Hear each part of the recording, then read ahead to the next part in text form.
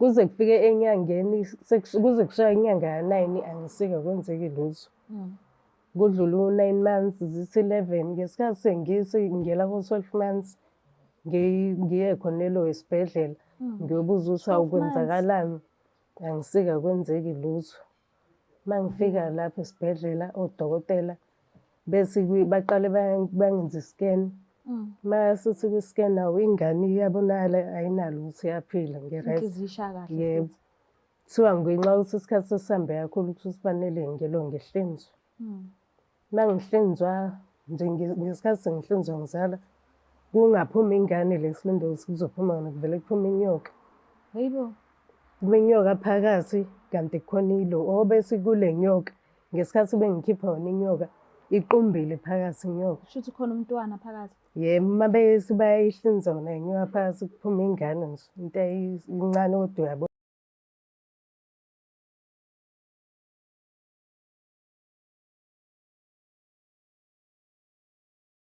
Ngiyanibingelela nonke ababukeli be-Black Life TV kuhlelo esilibiza ngokuthi izigameko zempilo. Igama lami nguStufuza Langamandla Zulu. So njengoba usisi esivakashelile kusho khona lokho ukuthi ikhona lento abamgila ngayo noma agileka ngayo ngalesi sikhathi agileka ngaso, and uzosichazela kabanzi ukuthi usahila noma cha. So-ke asike sibuke ukuthi ingabe kuzokwenzakalani. Sabona kunjani?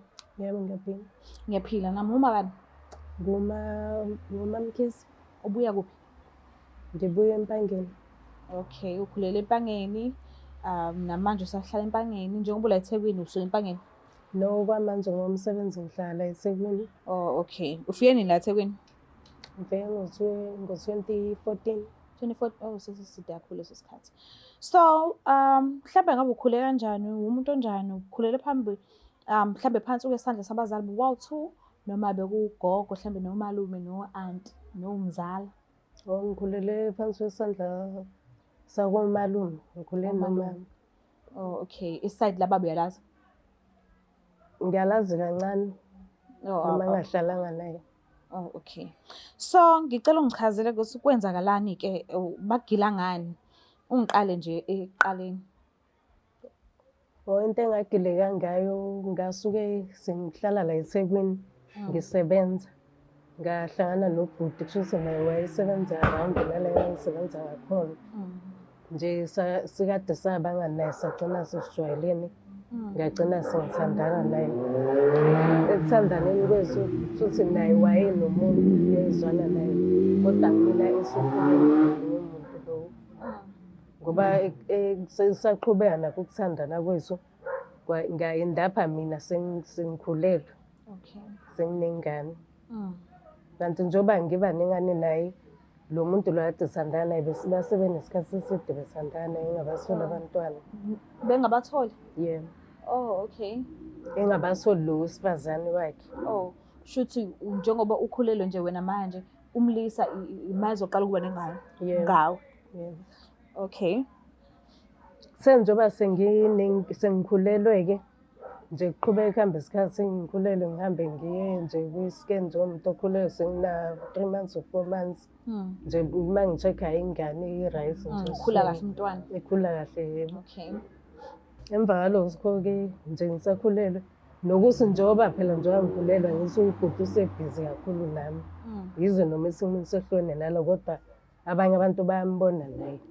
Shuthi isaqhubeka into yabo? Shuthi isaqhubeka into yabo eceleni. Mhlawumbe uke wahlala nje naye phansi wamtshengisa ukuthi hayibo ngiyazi phela ukuthi lo muntu usaqhubeka naye? Yebo, khona ngangimbuza kodwa manje ephika ethi hhayi akasahlangani naloyo uzomenzani lowo muntu oba vele ayazala. Hawu.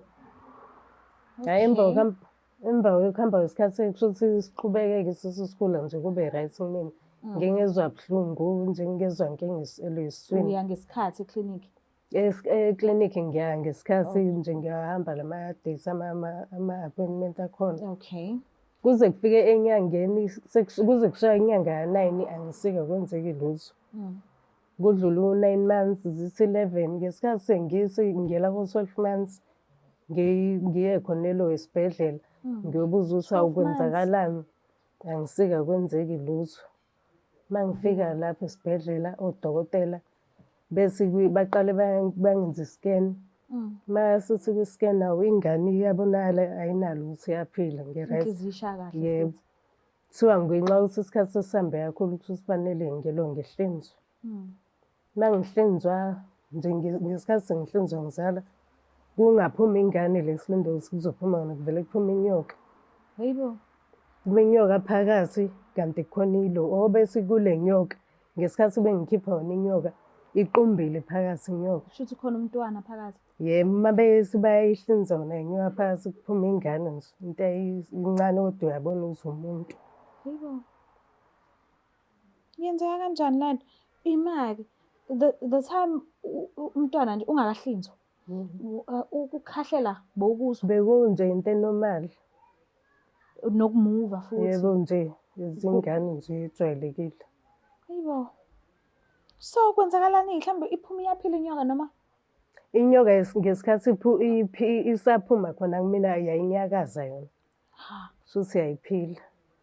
Kwanje khona ngisakhulelwa kwakungathi nje into nje ingane mhlampe eyadlala noma lokho kunyakaza. Hayibo. Nosevele angazi ngikhulelwe before. Hayibo. So manje kwenziwa kanjani-ke? Mhlambe sebehlinzile-ke then benza njani ngenyoka sebethola umntwana? Inyoka phela bayilahla yona naye umntwana vele obvious waphuma eseshonile vele.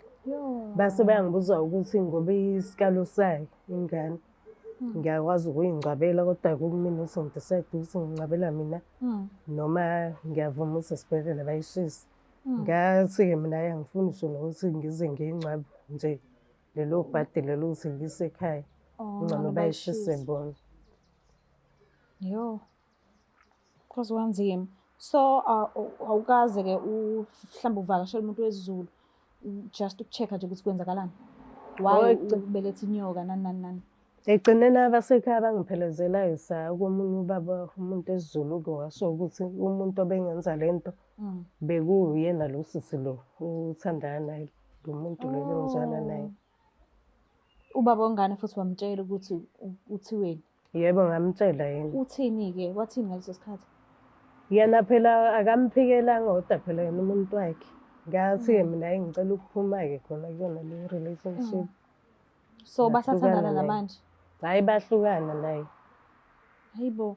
So akazi nje mhlambe ubhuti wabantu athi mhlambe khona into afisa ukukwenzela yona since umntwana engasaphili mhlambe ukugeza izinto ey'kanjalo? Oh hayi uyena-ke owangigeza yena ubhuti.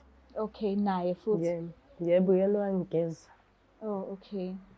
Yeah, but at least shame wakhona ukupha i-support. Manje uthi yena yini edala ukuthi angahlukani nosisi ngokuphelele since wena wazi ukuthi sebehlukene kanti bona basathandana? Hayi, kushuthi kwakuwubugebengu bakhe nje. Kushuthi wayemthanda? Hhayi angazi kodwa nje.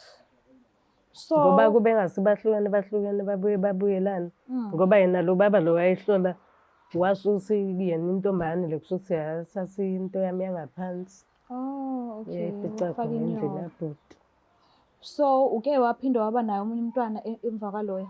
No, hayi bengingayicabangi nje ukuba nongane Ungacabangi? So awukwazi ukubona noma usangakhona ukuzala noma cha?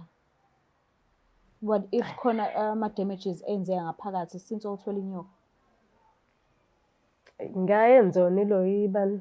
Pap smear? Ngayenza i-pap smear ayikhona akunankinga. Okay, no kungcono. So mhlambe imaphi amazwi ongafisa ukwadlulisa kulabo sisi laba abaphila ngokuphosa izinto eziyimithi ebolile kubantu abazi ukuthi babanga nabo? Kubantu laba besifazane abasebenzisa isemba labo elisemthini noma kulezi zinto lezi ey'ngasile. Ngiyasi kubona bengaphinde bazenze lezo zinto ngoba ekugcineni bayakhipha imiphefumulo enganacala. Nokuthi ekugcineni uze uncamele nje ukuthi ubulala omunye umuntu ngenxa yomuntu wesilisa kanti lowo muntu wesilisa vele ayikho ngisho nakuwena. Ngcono uma umuntu wesifazane uyikline wena. Kuyazwakala. So usuwaphola enhlizweni ngayo yonke lento le? Hey, ngiyasho ukuthi sengaphola kodwa khona ngeke ngiphinde isikhohlwe sigamisa ngihlela. So unjani lento le yakwenza wazonda abantu besilisa ngale ndlela ukuthi awusafuni nje uphinde ube kwi-relationship nomunye umuntu, noma wena ukwatelile, noma inhliziyo yakho ayidluli kalula kulo oqondene naye, hhayi ukuthi bonke abantu besilisa? Eyi, ngingasho ukuthi sengizonda kwasanje umuntu wesilisa. Awusafuni lutho ngenxa yamanga? Angisafuni lutho ngenxa yamangabo nabantu besilisa. Ngikhetha khona ukuthi sibe yimina. Mhlampe elinye ilanga ngenhliziyo yoxolo. Mhlawumbe uyoba right. Manje, yebo. So awusayimisela ukuphinde ube nomntwana? Hayi, ngeke ngisho njalo kusasa laziwe. Uyona umntwana Khona ngiyafisa ukuba naye ngelinye ilanga. Okay. Yo, ngiyabonga kakhulu nje ngesikhathi sakho nanokushera nje isitori sakho. Iy'tori nje isikhathi esiningi abantu abakwazi ukuthi baphumele obala bazisho ngoba basuke bengazi nanokuthi bazoqala ngakuphi ukuthi bayixoxe, baphimise nje, bagonyuluke nokusenhlizweni. But ngiyabonga ukuthi ukwazile ukushera nje isitori sakho, waphinde wakhipha i-advice nako abanye abantu ongenzeka ukuthi babhekana nento wena osekwabhekana nayo, noma abafana nalaba abaphatha imithi emibi. Ngiyabonga kakhulu, ngathi kungadlula-ke kubohle-ke enhlizweni yakho. Yebo, hayi, ngiyabonga sisi. Mbuke lapha ekhaya nizizwele nani. Yabo bafethu, mhlambe kwakungcono umuthi kube ukuthi umuthi wokulapha, mhlambe ukulapha i-pain oyizwayo emzimbeni, mhlambe uphethwe ikhanda, noma mhlambe uphethwe iy'nyawo, noma amadolo, noma yini. Mhlambe kwakusa-right kukhona imithi enjalo yokulapha kuphela, hhayi le yokubulala, le yokuthi whenever ungazizwa kahle ngomuntu ungamfuni nala ebuya khona, uze umthakathele ukuthi akashone noma kushona umntwana wakhe, i-wrong kakhulu-ke leyo, because awulazi kusasa into oyenzayo ekhuleni kwakho, noma uma usumdala usucaba usunomqondo, ngeke uze wazi ukuthi uyofinyelela kanjani esizukulwaneni sakho, because kuthiwa amacala obaba awela kuthina. So angeke uze wazi ukuthi umntwana wakho, noma mangeyena umntwana wakho, umzukulu wakho, ukuthi ikhama iyoba kanjani. Ngiyacela ukuthi sinakekelaneni, sithandaneni, sizwelaneni, because sila sonke emhlabeni, akekho umuntu okwiplanet yakhe kuphela, sonke sila. And kudingeka ukuthi njengoba siphilisana sizameni ukuthi sizwelaneni, sithandaneni. Ngiyacela ukuthi ungakhohlwa usubscribe, ulike, ushare. Mina ngiyanithanda kakhulu. Bye.